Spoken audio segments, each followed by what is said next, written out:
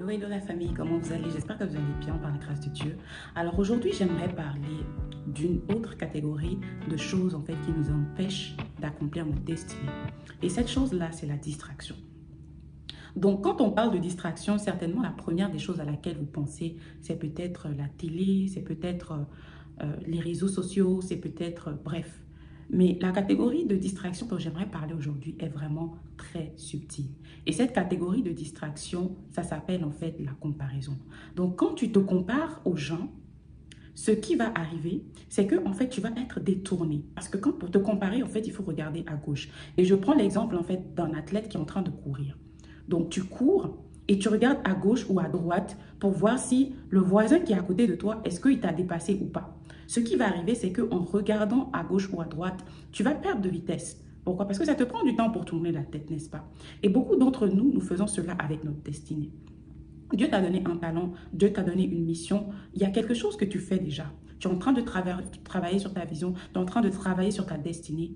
Et tu vas en fait arriver à un moment où tu vas regarder à gauche ou à droite pour voir si ton voisin, si ton frère, si ta soeur en fait est en train de te dépasser. Et ce qui va arriver, c'est que dans certains cas, tu vas essayer d'imiter la personne, c'est-à-dire t'éloigner de ta vision originale. Tu vas t'éloigner de ce que tu faisais à la base. Et tu vas commencer par essayer d'imiter cette personne. Tu vas essayer de faire comme cette personne parce que tu auras l'impression que, ah, comme cette personne a réussi dans ce qu'elle fait, peut-être que je ne fais pas ceci assez bien, je ne fais pas ceci assez bien. Et finalement, en fait, tu vas te rendre compte, en fait, que tu seras éloigné de ta vision de départ. Donc, j'aimerais te dire aujourd'hui que tu as besoin de sortir la distraction de ta vie. Dans le sens où tu as besoin de cesser de regarder à gauche et à droite, de te comparer.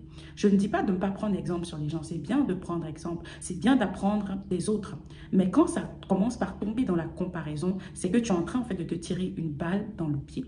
Ça va devenir pour toi un handicap et ça va t'empêcher en fait d'aller de l'avant. Tu vas devenir en fait comme un caméléon.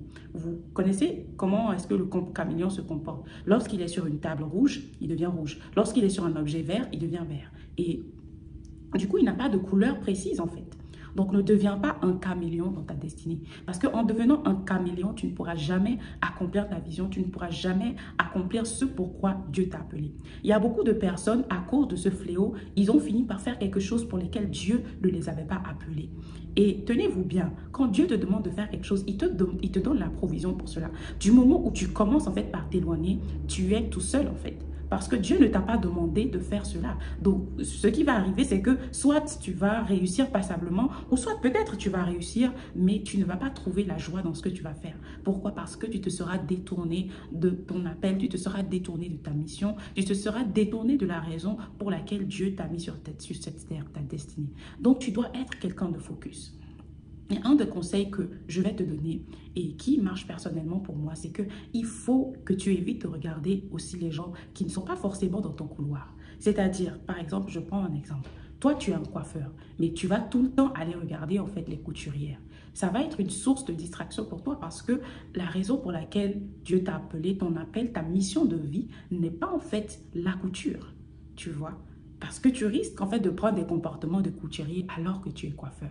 Et tu risques même peut-être d'abandonner la coiffure pour devenir pour devenir un couturier, une couturière. Donc c'est très important. Chère fille de Dieu, tu dois savoir que quelle que soit la forme de ce que Dieu t'a donné, c'est suffisant pour que tu puisses réussir avec.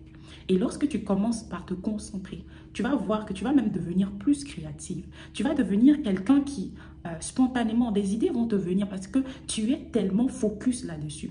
Tu es tellement focalisé sur ça, en fait, que les idées seulement vont venir. Tu vas voir que tu vas devenir plus créative, tu vas avoir plus d'idées, tu vas en fait plus créer. Pourquoi? Parce que tu es focalisé sur ce que tu fais. Donc, le plus important pour toi, c'est réellement de comprendre la chose pour laquelle Dieu t'a appelé et de bannir tout ce qui ne va pas en accord. C'est de prendre la décision de ne plus te comparer, c'est de prendre la décision de refuser toutes sortes de comparaisons, que ce soit essayer de faire comme l'autre, que ce soit pour essayer de voir qui a la meilleure performance, parce que en tant qu'être humain, en tant que fille de Dieu, tu es unique. Dieu ne fait pas de photocopie. Donc peut-être que l'autre le fait d'une manière et c'est bien pour lui. Mais embrasse en fait ton originalité. Décide qu'à partir de maintenant, je vais juste laisser libre cours à ma personnalité, à la personne que Dieu m'appelle à devenir. Tu as des talents. Peut-être que les autres ont le même talent que toi. Peut-être qu'il y a plusieurs personnes qui ont le même talent que toi, mais il y a quelque chose d'original en toi. Il y a quelque chose que les autres ne pourront pas te reproduire. Deux personnes peuvent faire la même chose sans que la chose ne soit forcément pareille.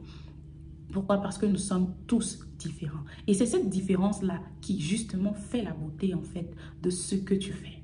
Tu vois. Donc c'est très important. Décide qu'à partir d'aujourd'hui, tout le regarder à gauche, regarder à droite, là, ce n'est plus mon partage au nom de Jésus.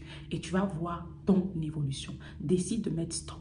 Et beaucoup d'entre nous, en fait, parfois Dieu veut nous bénir, mais quand il vient, il veut augmenter ce que tu es en train de faire. Il veut faire fleurir ton activité. Quand il vient, tu n'es pas à ton poste.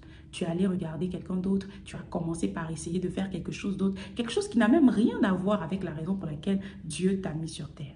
Et malheureusement, il ne peut pas te bénir dans ce cas parce que tu n'es pas à ton poste. Donc, prends la décision à partir d'aujourd'hui d'être à ton poste et de bannir toutes ces choses-là en fait qui te font vaciller à gauche et à droite. Et même la foi, dans le principe de la foi, le Seigneur dit que, il est écrit dans la parole de Dieu, que celui en fait qui n'est pas ferme en fait dans ses décisions, celui qui n'est pas ferme en fait, c'est quelqu'un qui est comme vacillé par le vent en fait. Il va à gauche, il va à droite, sans jamais vraiment être ferme dans ce qu'il fait parce que tout simplement en fait, cette personne-là n'a pas de ferme conviction. Donc même la foi en fait va être liée à ce fait de regarder quelque chose de précis et de courir dans cette direction. Donc j'espère que cette vidéo t'a béni. C'était juste pour t'encourager à rester focalisé. Même si ce que tu as a l'air plus petit que ce que les autres ont, c'est pas grave. On commence petit, mais on ne termine pas petit. C'est le principe et c'est le plus important. N'hésite pas à t'abonner si ce n'est pas encore fait. Que Dieu te bénisse. Aime et partage si tu as été béni par la vidéo.